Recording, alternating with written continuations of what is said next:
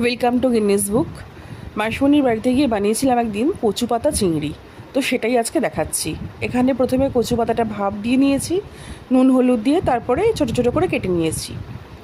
এখানে চিংড়ি মাছ, তার মধ্যে নুন হলুদ মাখিয়ে নেব, আর তারপরে খুব অল্প করে ভেজে নেব।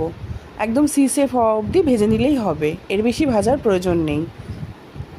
ভেজে তুলে নিতে হবে একদম এরকম হালকা করে, একদম জাস্ট উল্টে পাল্টে নিতে হবে, বাস তাহলেই হবে। ওই চিংড়ি ভাজা তেলের মধ্যে দিচ্ছি শুকনো লঙ্কা আর 1 চামচ মতো কালো জিরে, একটু পরিমাণে বেশি দিলে ভালো হয়, যেহেতু কচু পাতা খুব তেলও টানে, একটু তেলও লাগবে এটাতে।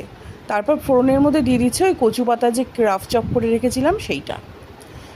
ওর মধ্যে সামান্য নুন আর হলুদ দিয়েছি, দিয়ে অনেকক্ষণ ধরেই কচু পাতাটাকে ভাজতে হবে, বেশ অনেকটা টাইম নিয়ে, আস্তে আস্তে। আর এখানে বাটার জন্য মশলা নিয়েছি রাই সর্ষে, সাদা সর্ষে, নারকেল আর কাঁচা লঙ্কা, সামান্য একটু পোস্ত দিয়ে বেটে নিতে হবে। এবার ওই কচু পাতাটা যখন হয়ে আসবে, একদম অল্প হয়ে যাবে পরিমাণে, তখন তার মধ্যে চিংড়ি আর ওই যে বেটে রাখা মশলাটা সেইটা দিয়ে দিতে হবে। দিয়ে এটাও বেশ অনেকক্ষণ ধরে ঢাকা দিয়ে দিয়ে দিয়ে রান্না করতে হবে, আর মাঝে মাঝে একটু করে সর্ষের তেল দিয়ে দিতে হবে। তাহলেই রেডি কচু পাতা চিংড়ি। এটা অথেন্টিক রেসিপি। এই যে এরকম শুকনো শুকনো দেখতে হবে, আর গরম ভাতে এটা একদম অপূর্ব লাগে। যারা খেয়েছেন তারা জানেন।